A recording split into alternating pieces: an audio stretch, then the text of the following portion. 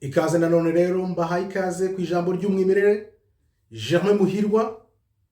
Shalom Bashem Adonai Elohim maze anachnu holochim lilochot hayom. Mbanje kubasuhuza mu izina ry'Uwiteka Imana isumba byose. Uyu munsi tugiye kureba iki? Tugiye kureba ingaruka 12 z'ibihano by'ubukungu bifatiwe u Rwanda. Ese ni izihe ngaruka 12 z'ibihano by'ubukungu bifatiwe u Rwanda kugira ngo abantu bamenye ibyo bagomba kwitegura hato batazatungurwa? Impamvu rero ya mbere, tubanze turebe impamvu iyi cano yitwa ijambo ry'umwimerere. Nuko tuzi neza ko Bibiliya twayihawe, ariko abazungu bakayivugisha ibyo bashaka kuvuga, bakavanamo ibitabo nk'icya Apokalifa. Ni igitabo cyari hagati y'isezerano rya kera n'irishya. Akaba ariyo mpamvu mvishe ntangiza igiheburayo, kuko tugomba kujya mu mateka ya kera tukareba ibintu by'umwimerere uko byari bimeze. Niyo mpamvu iyi cano yitwa ijambo ry'umwimerere. Uyu munsi rero tugiye kureba ingaruka 12 ku bihano abanyaburayi, abanyamerika, abanyakanada bose bari gufata u Rwanda. Ni izihe ngaruka 12 zizagira ku Rwanda? Maze nkubwire ngo kandaho wiyandikishe, gira like kugira ngo bigere no ku bandi bantu, kuko uku ni ukuri kugomba kujya mu bantu kugira ngo kuzabatura abantu. Abantu badafite ukuri ntago bazabatuka. Niyo mpamvu mbwiye nti kandaho like. Iyo ukanze like nibwo message igera ku bantu benshi. Niba koko ufite ukuri muri weho, kandaho like. Niba udafite ukuri kandi ikomereze kuri iyo mihanda, nta kintu nakubwira. Kandaho rero. Mbere yuko twinjira mu kiganiro, iyi video nayiteguye kugira ngo nkangurire abanyarwanda ibyo bagomba kwitega ku bihano abanyaburayi bamaze gufatira u Rwanda. Ingaruka 12 nizo nangiye kuvuga, ingaruka 12 bizagira ku bantu. Twabiganiriyeho nkubwira ko abazungu bakoresha, amara gukoresha makora ibintu bakakwigarika. Turebe rero izo ngaruka 12 nizihe. Banzu kandi nanone ni like. Nta kintu na kimwe bigusaba usibye gukanda gusa like. Yikandeho kugira ngo tuzamuke, noneho abanyarwanda bazajye mu kuri guke mfite, nawe ufite, n'undi afite, noneho tuguhuze tuyoborwe n'ukuri.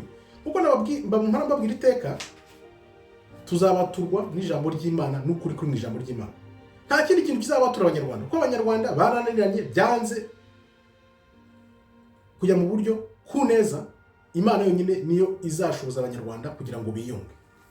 Kakubwira nti rero, niba nta kuri muri weho, kunda ukuri, ushakisha ukuri, kuko niba nta kuri muri weho ntabwo uzabona Imana. Kanda like kugira ngo bigende bigere ku benshi, noneho ibiganiro nk'ibi bibe mu mitwe y'abantu kugira ngo birirwe batukana bajya mu by'amoko. Niyo mpamvu murabwira abantu bajya mu by'amoko, baza bakomentinga bavuga iby'amoko. Niba utazi igisekuru cyawe byibuze cya 10 cyangwa cya 8, jya wicecekera, kuko ntabwo uzi aho abantu baba bakomoka. Gendera mu kuri, tuguha inzira, tugukuri kuvuye muri Bibiliya bitewe n'ibiri kuba. Niyo mpamvu ijambo ry'umwimerere ari cyo rimaze kugira ngo riguhe umurongo nyawe w'ibintu uko bimera hakurikijwe Bibiliya. Bakurikiza Bibiliya rero, ugashaka ijambo ry'Imana. Ari mpamvu mubwira ni ufite imyaka ingahe? 20, 40, 60, 70 yewe n'ijana. Ese wari wafata umwaka n'uyu n'umwe ngo uhe Imana kugira ngo ikwereke inzira ugomba kugenderamo? Tuzatsinze rero, reka tujye ku bihano by'amahanga ku bukungu bw'u Rwanda ku bijyanye n'intambara ya M23. Ibihano amahanga amaze iminsi afatiye u Rwanda kubera ngo gutera ingabo mu bitugu umutwe wa M23 ukajya gutera Kongo. Ibyo bihano amahanga ari kuvuga bizagenda gute? Mu mboni z'amahanga, amahanga avuga ko bigamije impinduka za leta mu ndorerwamo y'abazungu. Abazungu bo bumva ko leta byanze bikunze izahindura imikorere n'imigirire kubera ibihano bari kwifatira.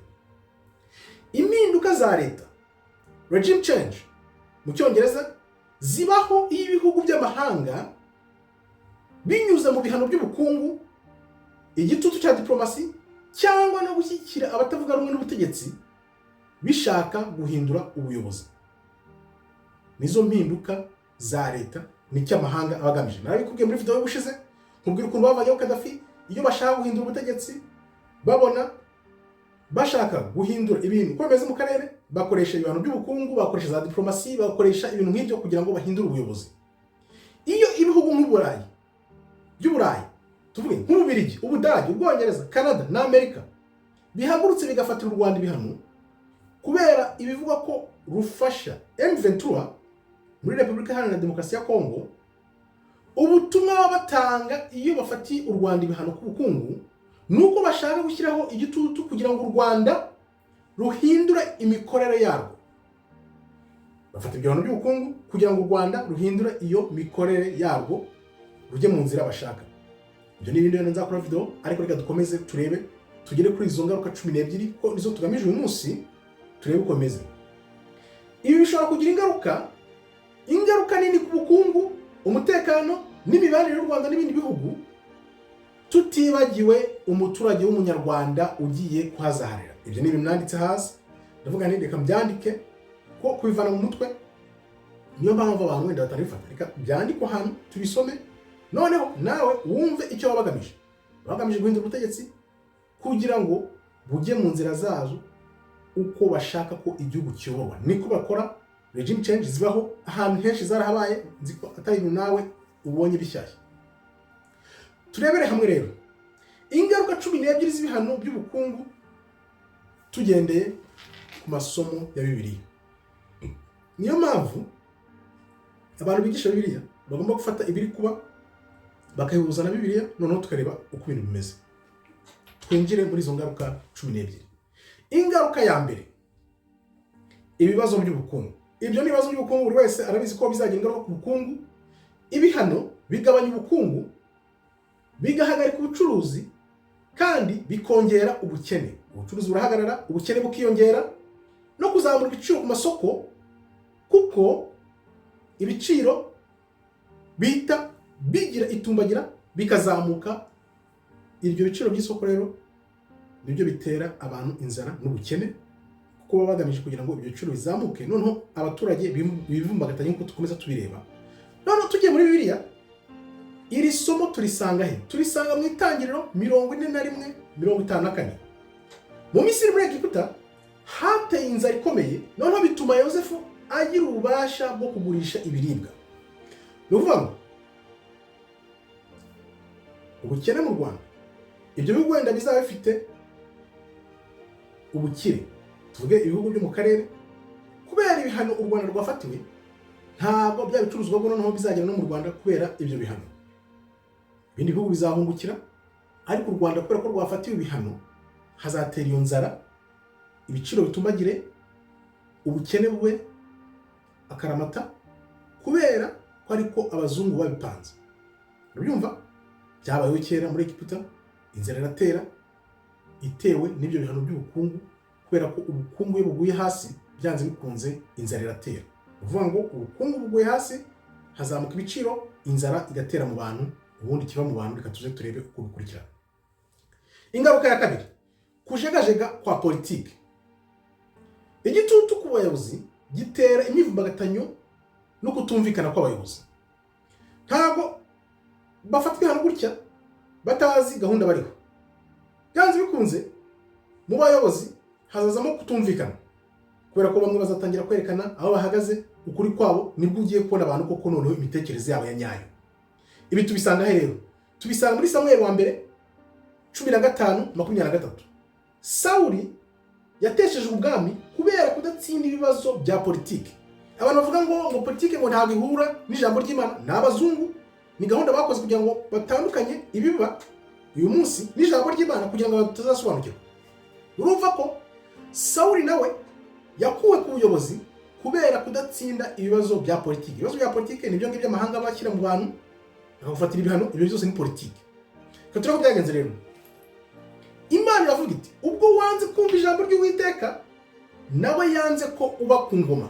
Niko byagendekeye Sawuli. Iyo uteye Imana umugongo, nayo igutera umugongo, niko bigenda. Sawuli yumvaga ko afite ingufu ze, noneho ibibazo bya politiki mu bana byinshi, kubera kutita ku Uwiteka, Imana nayo imutera umugongo, imukura ku ngoma. Ingaruka ya gatatu, tureba ingaruka ya gatatu, guhungabana k'ubusugire bw'igisirikare. Ibihano by'intwaro n'ubukungu bigabanya ubushobozi bw'u Rwanda mu bya gisirikare.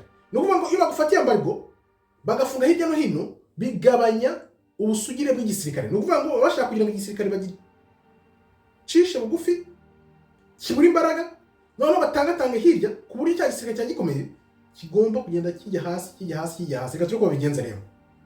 Muri Bibiliya tubisanga mu Bacamanza ba 6:1-6. Ibihano by'intwaro n'ubukungu bigabanya ubushobozi bw'u Rwanda mu bya gisirikare. Twavuze Abisiraheli bagize intege nke mu ntambara bitewe n'ubugome bwabo. Urumva Abisiraheli nabo Imana burya iragukunda ikagushyira hejuru, yamara kugushyira hejuru wakora nabi ikakureka. N'ubwoko bwayo rero yaraburetse kubera ngo ubugome bwabo.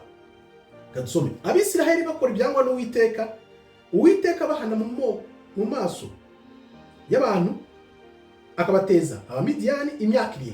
Icyo gihe Abisiraheli bakoze ibyangwa n'Uwiteka, Uwiteka bahana mu maboko y'Abamidiyani imyaka 7 arababateza.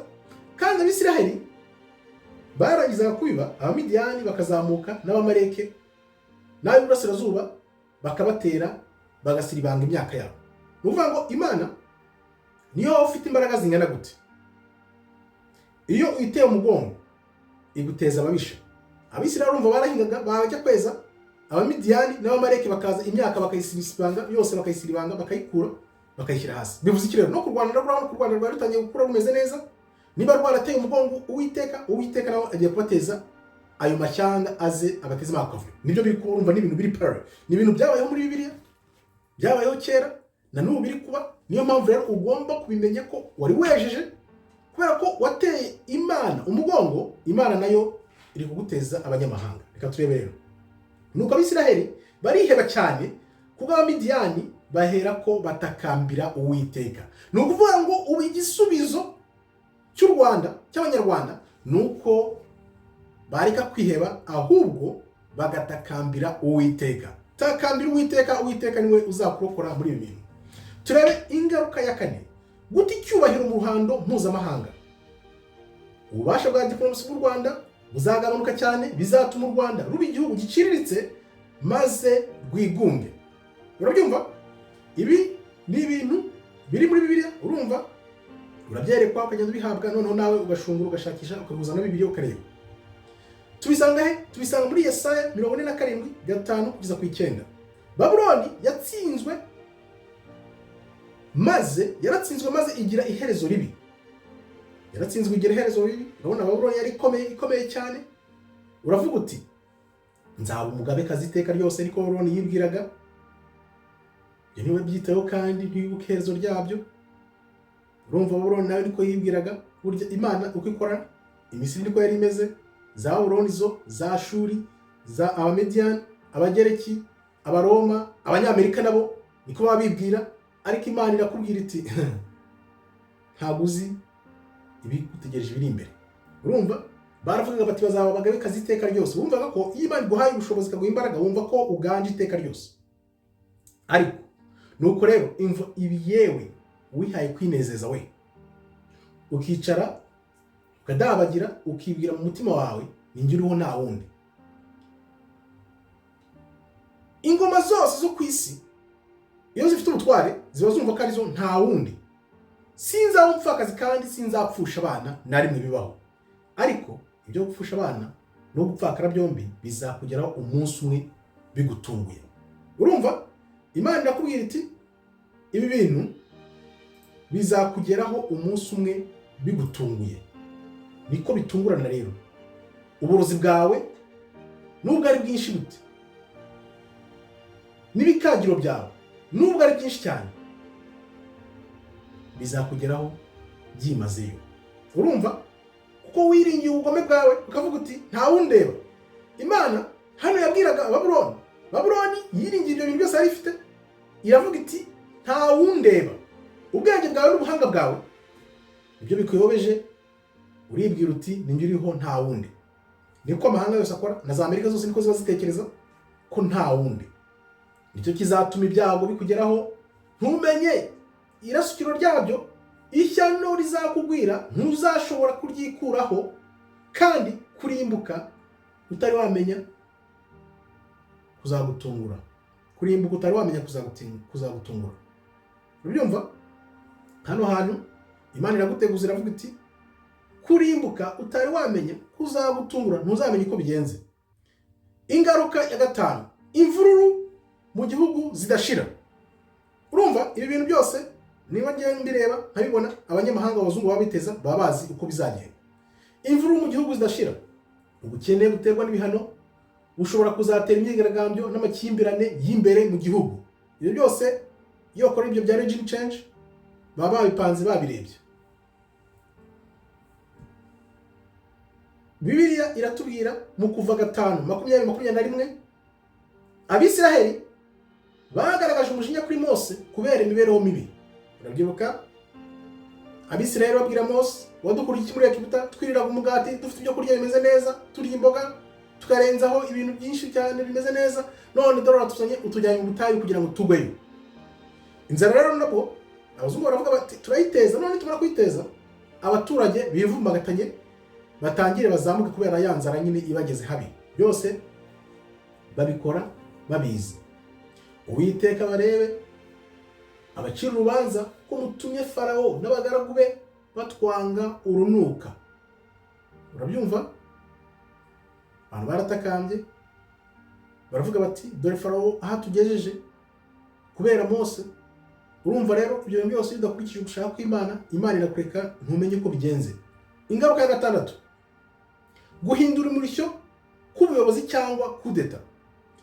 Abazungu bakora mwene izo gahunda bavuga bati byanze bikunze tuzakora ubutegetsi tubuhindure dukoresheje ingufu zacu, cyangwa se duteza abasirikare kuba bakora kudeta kubera kutishimira ibiri kuba. Umuyobozi w'igihugu ashobora gukurwa ku butegetsi n'igitutu cy'amahanga cyangwa imyivumbagatanyo y'imbere, hakabaho n'ubwo yakurwaho na kudeta. Tubisanga hano mu Bami ba kabiri 11 kuva kuri 1 kugeza kuri 16. Turebe. Ataliya yakuwe ku butegetsi nyuma y'impinduka zabaye mu bwami bwa Yuda. Wibuke icyo gihe hari Isiraheli ya ruguru yari ifite ubwoko 10 na Isiraheli y'epfo yari ifite Yuda na Benyamin. Noneho umwami amaze gutanga nyina, Ataliya yishyira ku buyobozi. Amaze kwishyira ku buyobozi, kumva uko byagenze. Ataliya nyina wa Haziya abonye ko umwana wapfuye, arahaguruka arimbura urubyaro rw'umwami rwose. Urumva kera nta mikino yari ihari. Umuhungu we afite umuryango, afite abana bamukomotseho, noneho nyina abonye ko umuhungu we atanze kugira ngo afate ubwami, bose arabarimbura yishyira ku bwami. Urabyumva? Harokotse umwana umwe w'umuhungu gusa witwaga Yowasi, arahishwa. Hashize imyaka 7 yimikwa nk'umwami, nubwo Ataliya yari yarigize umwamikazi. Urumva baramuhishe uwo muhungu, Ataliya yarigize umwamikazi, ariko noneho wa muhungu nyuma y'imyaka 7 aza kwimikwa nk'umwami. Reka tumve uko byagenze. Ataliya yumvise urusaku rw'abarinzi n'abantu, araza asanga abantu mu nzu y'Uwiteka. Nuko Ataliya ashishimura imyambaro ye, avuza induru ati ubugome ubugome. Urumva abazungu nyine bateza kugambarirana, bagateza ubugome, noneho bakazamura undi muntu. Narabisobanuye ubushize, buriya abazungu bajya gufata ibihano bimeze nka kuriya bafite umuntu bateguye bari kuzamura. Ariyo mpamvu ubona Ataliya nawe yavuze ati yabonye ko bamugambaniye, cyangwa se bamuviriye indi imwe bamukoreye kudeta, aravuga ngo ubugome ubugome bugambanye. Tature nuko baramwerekeza anyura mu nzira y'amafarashi yatahanaga mu rugo rw'umwami, bamutsindaho. Umwami n'abantu bagira isezerano ku Uwiteka ngo babe abantu b'Uwiteka. Urumva Ataliya yateje abantu imibabaro kubera ko yabayoboye nabi, noneho bamugira uwo mutwe wo kumuvanaho bakoresheje kudeta. Babigeraho, bamaze kubigeraho bazana umuhungu Yowasi abari babimika, barangije uwo mwamikazi Ataliya baramwica. Noneho Yowasi aje aravuga ati igihugu cyanjye ngomba kugiha Uwiteka. Niyo mpamvu ibintu byose bitubakiye ku ijambo ry'Uwiteka biba byubakiye ku musenyi, bivuga iteka, ngira ngo ibyo umaze kwimenyera. turebe rero ingaruka ya karindwi ni iyihe? Guhatirwa guhindura politike. U Rwanda rushobora kureka gufasha M23, guhatirwa kureka gufasha M23 kugira ngo u Rwanda rukurikire umurongo w'amahanga. Ese bizakunda? U Rwanda ruzahatirwa kureka gufasha M23 kugira ngo ukurikire umurongo w'amahanga. Ese bizakunda? Ibyo tubisanga he? Tubisanga muri Daniel 4:28-37. Nebukadinezari yahatiwe kwemera ko Imana ifite ububasha buruta ubw'abantu. Kugeraho uhatirwa ko Imana ifite ububasha buruta ubw'abantu. Nebukadinezari nawe yari yarigize akabaye kajya he, kuko we yari afite amaboko, ubuyobozi, niwe mwami ukomeye Imana yahaye arayobora. Reka mvuge ukuntu byamugendekeye.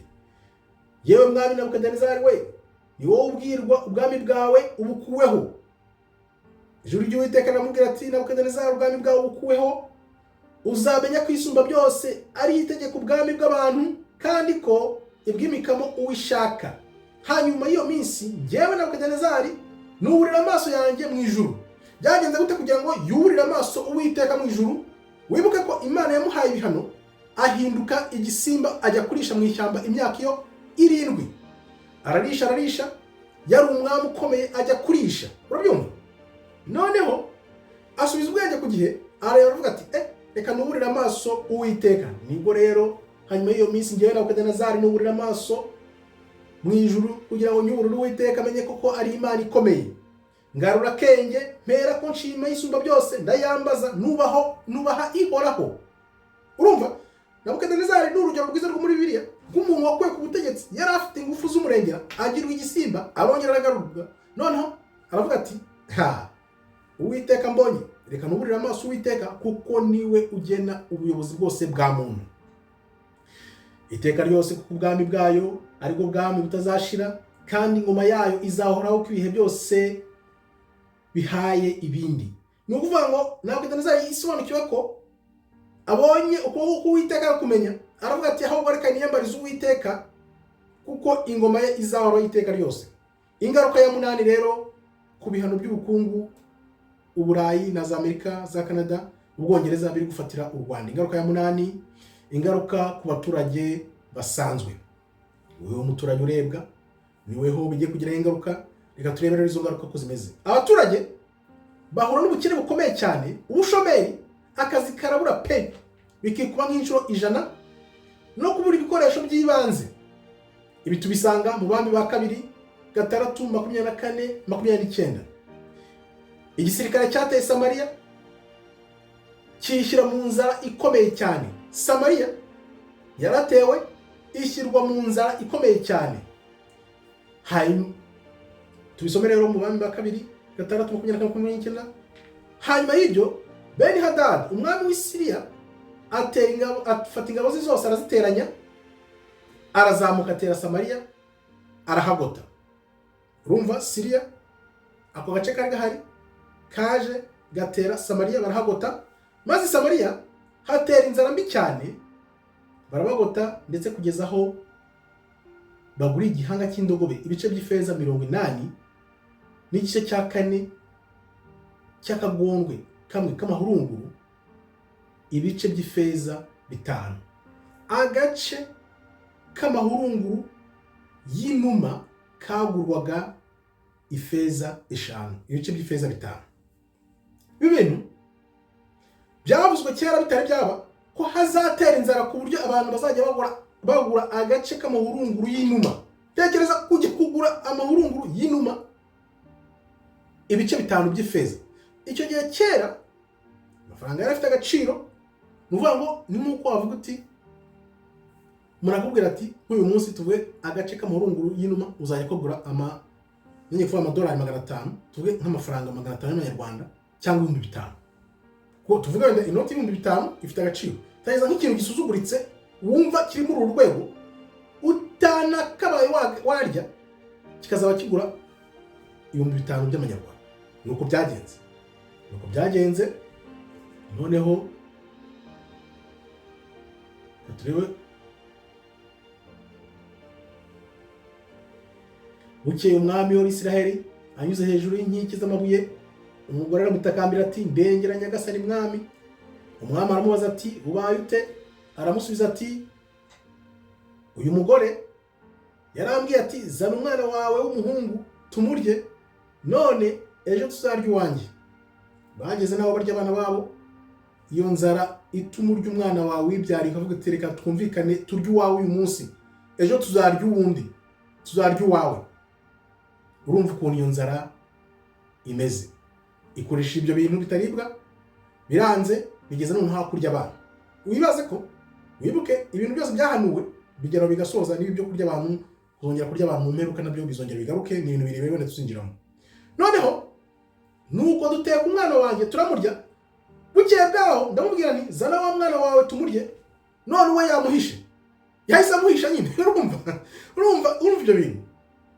Ibi bintu nubwo nseka ariko birababaje kugeraho ibihugu bishobora guteza ubukene igihugu, abantu bakisanga 5,000 bigura ibintu umuntu atakabaye arya, bikageza naho kurya inyama z'abantu. Urumva ko ibyo bintu biba byageze iwa Ndabaga n'Ubugesera nk'uko abandi bavuga. Ibyo bintu rero abazungu babikora byose babipanga babizi. Niyo mpamvu nkubwira nti shaka mu maso h'Uwiteka inzira zikigenwa bitari byatangira kugira ubukana, kuko abazungu kugira ngo bicare babitekereze babishyire mu bikorwa bafite ahantu baba barabipangiye n'imigambi yabo mibisha. Mara nkubwira iteka ugomba kubitegura ukavuga uti biragenda gute, bimeze gute. Ingaruka ya 9, imbaraga z'u Rwanda zizagwa mu karere. Ingaruka ya 9 ku bintu by'ubukungu, abanyaburayi, abanyamerika, abakanada bari gufatira u Rwanda. Ingaruka ya 9 ni iyihe? Imbaraga z'u Rwanda zizagwa mu karere. Ibyo byose babikora nkana, ntugire ngo ni ibintu bije gutya. Ubushobozi bw'u Rwanda bushobora kugabanuka, ibindi bihugu bigafata umwanya warwo. Urumva buriya bamaze kubona ikindi gihugu barambagije, tuvuge niba ari Kongo bashaka kuzamura, biranashoboka nabyo kubera bwa buhanuzi bw'inkone ebyiri mpora nkubwira. Bagiye gufata Kongo bayiha izo mbaraga, noneho kugira ngo isimbure u Rwanda ruvemo, cyangwa bafate n'ikindi gihugu, ntawamenye ikindi gihugu bafata, ariko wenda tuvuge dutanga urugero kuri Kongo. Ibyo tubisanga muri Daniel 5:31. Igihugu cy'Umediyani cyasimbuye Babuloni mu buyobozi bw'akarere. Wibuke ko nakubwiraga ko Babuloni yari ikomeye, ikora ibyangwa n'Uwiteka. Uwiteka ahana Nebukadinezari agera aratakamba, ariko nyuma Imana nyine burya iranakureka niyo yakubabarira, ariko byanze bikunze iragusimbuza. Wibuke na Sawuli asimbuzwa Dawidi, Imana nyine yikoreye nabi ukanga kuyumva. Niyo mpamvu duhora tugerageza kuma mu murongo wayo. Iyo yikoreye nabi ukayihemukira, ishobora kugira imbabazi, ariko byanze bikunze bya bintu wakoze bibi kugira ngo bibere isomo n'abandi bikugeraho bikaguhindura. Nyine niko bigenda. Turebe rero, ariko iryo joro Belshazzar umwami w'Abakaludaya aricwa, nuko Darius umwami w'Abamediyani ahita yima ingoma. Urumva umwami wa Babuloni arishwe, hahise himikwa Darius umwami wa Persi. Nuko nyine Babuloni yatsinze Persia, ubuyobozi buva mu Babuloni bita bujya wa Midian, aribo bari kumwe na za Persi, nuko zahinduye imirishyo. Urumva ko abazungu ibintu nabo bakora babireba babikopera muri za Bibiliya baba bayizi neza, barayizi kubera ko Satani burya kugira ngo arwanye abantu b'Imana nuko abanza kumenya ijambo ry'Imana icyo rivuga, kandi bivuge ko yari no mu ijuru ubwe yari ahari, aza kujugunywa mu isi. Urumva byose arabizi, bagendera ku mahame ya Bibiliya, nuko bakora ibintu bya Satani nyuma y'imigongo y'abantu, noneho akari ibyo bakoresha banagandaza abantu bavuga ngo n'ab'Imana cyangwa se bakunda Imana. Turebe ingaruka ya 10 ku bihano by'ubukungu biri gufatira u Rwanda muri no minsi. Gutsindwa cyangwa gukomera kwa M23. Umutwe wa 23 ushobora gutsindwa cyangwa se ugakomera. Tubirebe gute? Ibihano bishobora gutuma M23 itakaza imbaraga, cyangwa ahubwo bigatuma u Rwanda ruyishyigikira mu buryo bweruye. Urabona? Ishobora gukubitwa igatsindwa kubera ko u Rwanda ruzumvikana n'amahanga, dukurikije ibintu byanyu, cyangwa se u Rwanda rukiyopoza, rukomeza kwiyopoza, rukavuga ruti no ntitubyemera ibyanyu, twebwe ngo noneho tugiye kwifasha ku mugaragaro tuze duhangane nabo. Urumva? Ibi tubisanga he? Samuel wa mbere 13:19-22. Abafilisitiya bagumye kurwana n'Abisiraheli nubwo bageragezaga kubahagarika. Urumva? Abisiraheli bakina intwaro zo kurwanisha, Abafilisitiya barabavuze bati tujye tubuza Abaheburayo kwicurishiriza inkota n'amacumu. Urabyumva? Bo niyo bafatiye ambarigo. Urumva Abafilisitiya baravuze bati bano bantu niba bakomeza gucuriza intwaro, bano bantu niba bakomeza gufasha M23 bazatugiraho ingaruka. Reka noneho tubafatire ambarigo. Urumva ni ibintu biri muri Bibiliya. Abazungu ibintu byose bayivana muri Bibiliya. Aba bantu nitubareka bakomeza gufasha M23 ntituzabashobora. Reka noneho tubafatire ambarigo, tubabuze gukomeza kwicururiza ya macumu yabo, tubabuze kugira access ku ntwaro, niko tuzabashobora tubakubite hasi. Ingaruka ya 11 y'ibihano by'ubukungu ku Rwanda, inyungu y'ubukungu ku bihugu bifata ibihano. Ni ukuvuga ngo biragufata ibihano bikagutura hasi, byo bikazamuka kubera ko byagufata ibihano bikungukira muri iryo sahura. Baba bashaka gusahurira mu nduru, buriya barebye deal, bashobora kuba wenda ibyo M23 yabahaga, bakareba n'ibyo Tshisekedi agiye kubaha, bakavuga bati uyu nguyu ahubwo ni umeze neza, uyu nguyu aradupfira gatanu, mwege muradushyiraho n'amananiza muratugurisha, uyu nguyu arabidora ku muntu. Inyungu y'ubukungu ku bihugu bifata ibihano. Ibihugu bitanga ibihano bishobora kunguka ku buryo ibyajyaga i Rwanda bazabyisahurira, kuko baziharira amasoko n'inyungu mu karere. Niba M23 yasahura wenda igaha u Rwanda, nk'urugero tuvuge niba M23 yafataga ikabaha u Rwanda, narwo rukabahenda bikabagora kubibona muri kuri make. Nawe urabimva ko Kongo yemeye kwihanangiza u Rwanda kugira ngo ibitangire ubuntu. Iyo ivuga iti ngenda bitangira make ndabahera ubuntu muze, akaba ariyo mpamvu ubona ba Trump abanyaburayi bose bahise basimbukira hejuru. Ntabwo rero asimbuka ryo gusimbukira hejuru wavuga ngo rivuye mu kirere gusa, ni uko byagenze. Turebe rero tubisanga he? Tubisanga mu itangiriro 47:13 kugeza kuri 17. Egiputa Misiri yihariye ibiribwa byose mu gihe cy'inzara, ibangamira ibindi bihugu. Ni ukuvuga ngo ndaguteza ibibazo, nguteza ibibazo, inyungu zawe, ibintu byawe byose mbyikubire. Amerika niyo mpamvu isimbutse izana n'utwo duhugu twose ikoresheje Ububirigi. Buriya ni ukuvuga ngo Ububirigi bwari buri aho nyine burekereje, barareba baca imivuro buri gihe, situation baba bayizi 100%.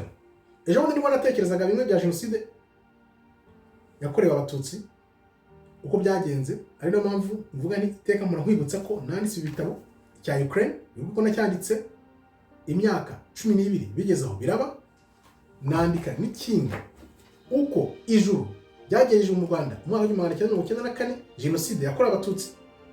Niyo mpamvu nabitekerezagaho kare, ndavuga ni ari amashusho yo kuri satellite batema abantu muri jenoside bayavanye. Ni ukuvuga ngo u Rwanda rwose barurebaga kuri satellite, izo nyungu zabo rero baba bifite ahantu. Ariyo mpamvu nakubwiye ni baba bifite ahantu hose. Urumva ko Egiputa nayo yateje ibindi bihugu byose ubukene kugira ngo yikubire ubwo butunzi bw'ibiribwa. Ibiribwa nibyo byari zahabu y'icyo gihe ahari, niko twabyita. Noneho babateza ibyo bibazo kugira ngo bikubire ubukungu. Tubisanga mu itangiriro 47:13 kugeza kuri 17. Nuko mu gihugu cyose ntihaba ibyo kurya kuko inzara yari nyinshi, bituma mu gihugu cya Egiputa naho mu gihugu cy'i Kanani barabishwa n'inzara. Ni ukuvuga ngo ibihano byose by'ubukungu bizatuma abantu barabishwa n'inzara. Ibyo ni ibintu urumva ko muri Bibiliya byabayeho kera, na n'ubu rero bigenda byisubiramo, kuko ibintu byose bigenda byizunguruka bigisubiramo. Ifeza zose zishize mu gihugu cya Egiputa no mu gihugu cy'i Kanani, Yosefu arabasubiza ati mutange amatungo yanyu nanjye ndabaha ibyo kurya. Urumva bigeraho amafaranga arashira. Abantu kuvuga nimba amafaranga bashiranye, rero abantu bafite ibyo kurya mugeraho mutange amatungo yanyu kugira ngo mubone ibyo kurya. Urumva na kera niko byari bimeze, abantu batangaga ibyo kurya bakabigurana. None ubu rero amafaranga n'abashirana bazatangira gutanga ibyo batunze kugira ngo babone uko babaho. Umwaka ushize baragaruka baragira bati nta gisigaye kitari imibiri yacu n'ubutaka bwacu. Urumva bizagera abantu batangire kwigurisha. Fata umwaro ugira umucakara ku bagore bo bibara akarorero, fata nkoresha ibyo ushatse ariko mbeho ndye. Urumva ni ibintu by'ibizazane buriya bihano. Niyo mpamvu nafashe uyu mwanya bigira 12 kugira ngo usobanure ingaruka zose aho bigera. Urumva hano batangiye kugurisha imibiri yabo, ibyabo byose, ubutaka bwabo. Tugurane n'ubutaka bwacu. Nuko igihugu cyose kiba kibaye icya Farawo. Nuko Farawo yafashe Egiputa yose ayigiriye. Nuko nguko abazungu bazavuga bati abanyarwanda nyine bashobora kuvuga bati ibintu birakomeye biradukomereye turayamanitse. Urumva umuzungu buri yagenda kanda kugira ngo biyangaje bavuge bati turahagurutse. Babishyize ku rupapuro, bareba reaction zizabaho, bareba uko u Rwanda ruzasubiza, barabyanaliza, bareba muri ango zose, bavugisha abantu, barareba, barashungura abantu. Kandi nta bavuga ngo babiteguye ubu ngubu, babiteguye byibuze nk'imyaka 20.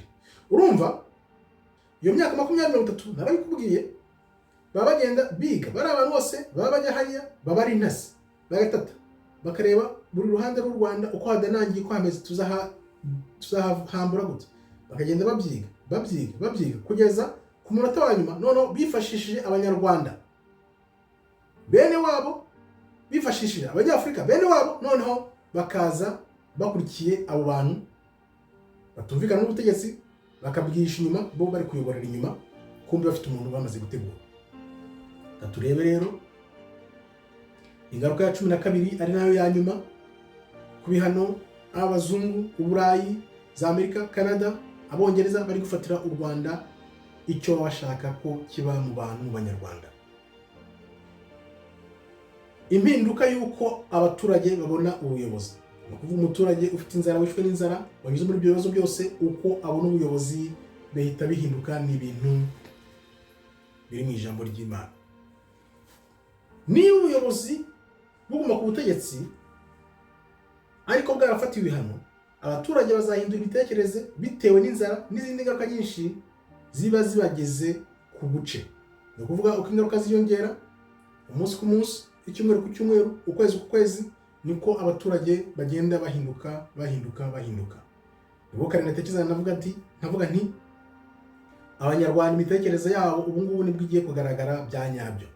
Abantu benshi birirwa batukana, abantu bakababwira bati mwaciye ubwenge, mugashaka ukuri, mugakunda ukuri, kuko niba nta kuri kuri weho ntabwo uzabona Imana. Ongera ukande niba ukireba iyi video kugeza ahangaha, ndibaza twabanye, kandaho like kugira ngo ukuri kugere ku bantu benshi, noneho tubaturwe n'ukuri, tureke amacakubiri, turenga amoko, kuko ibizaba nyuma nabyo ni ukubitega amaso, kuko ushobora kuvuga uti uyu munsi ibi nibigende, ibije bikaza noneho birushijeho inshuro nk'ijana. Dore ko kabone n'abanyarwanda ubwumvikane buke bafite, kutumvikana kwabo hejuru habo hazaza, badashatse Imana hakiri kare, bizaba nabi kurushaho. Hano tubisanga muri Bibiliya, muri Nehemiya 9:1-3.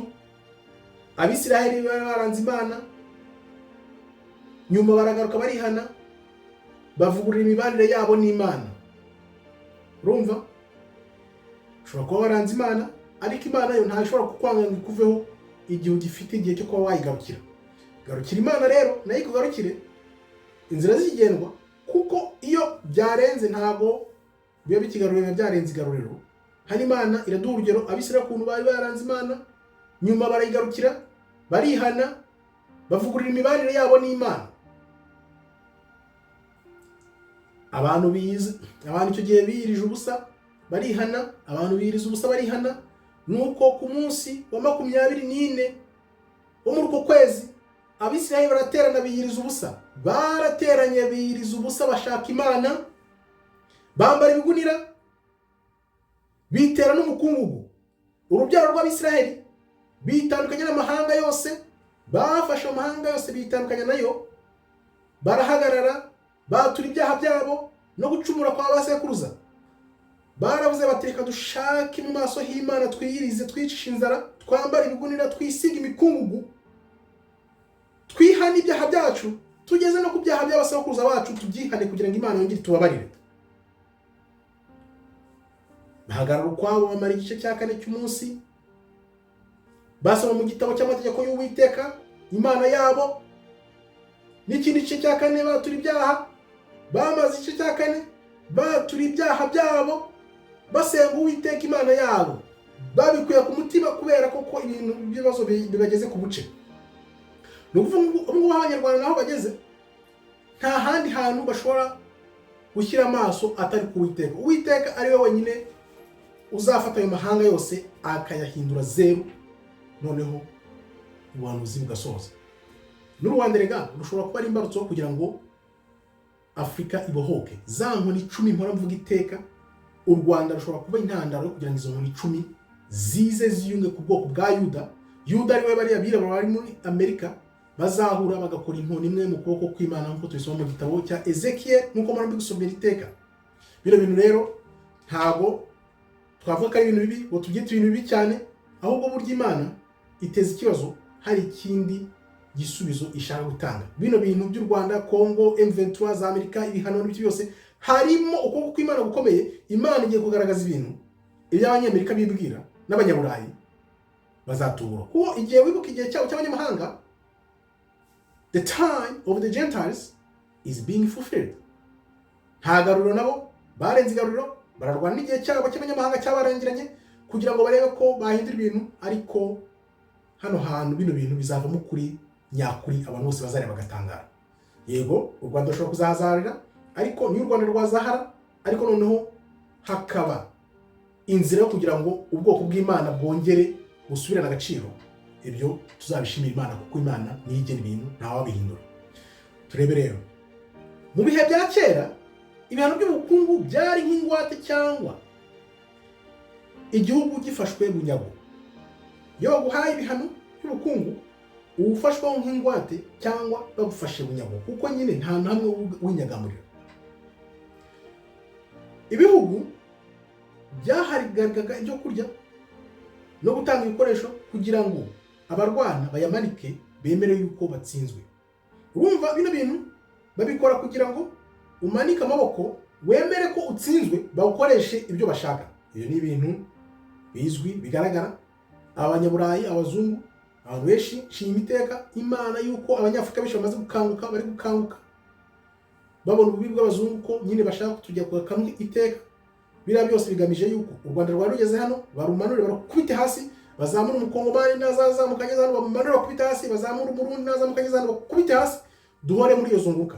Ariko byanze bikunze ibitambo by'abanyafurika no gushaka abanyafurika kumaze kujya muri benshi, igihe cy'abazungu cyararangiye, ntabwo tuzabakundira. Hano rero nk'uko Imana yemeraga ubutegetsi bw'ibihugu gukomera, Imana yemereraga ubutegetsi bw'amahanga gukomera cyangwa kugwa hakurikijwe uko babaga bitwaye batanga ubutabera.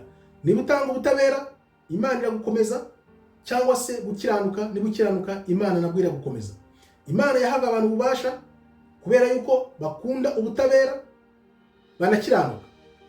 Imana rero iyo warekaga inzira mbi ukaba umuntu w'inyangamugayo ukagira gukiranuka, Imana yarongeraga ikagufasha ikagusubiza ubutware. Ubwo u Rwanda rero ruzakemura iki kibazo bizagenwa n'ukuntu ruzashyira imbere ukuri n'ubutabera no gukiranuka, byose bikurikiza amategeko y'Imana. Niyo nzira yonyine y'ukuntu u Rwanda ruzasohoka muri ibibazo. Ndabikubwiye, uzi ko nandika ibintu nkavuga ibintu bikaba nubwo ntari umuhanuzi. Teka njye ntabwo nita umuhanuzi, bamwe bambwira ngo uzaye wita umuhanuzi, no, ntabwo nshobora ko nzi agaciro ko kuba umuhanuzi Imana uko ibivuga. Urumva rero ko intsinzi y'u Rwanda ni ukuri, gukurikiza ijambo ry'Imana no kuba umuntu ugendeye mu nzira z'umurongo w'Imana kubera ko wakunze ijambo ry'Imana.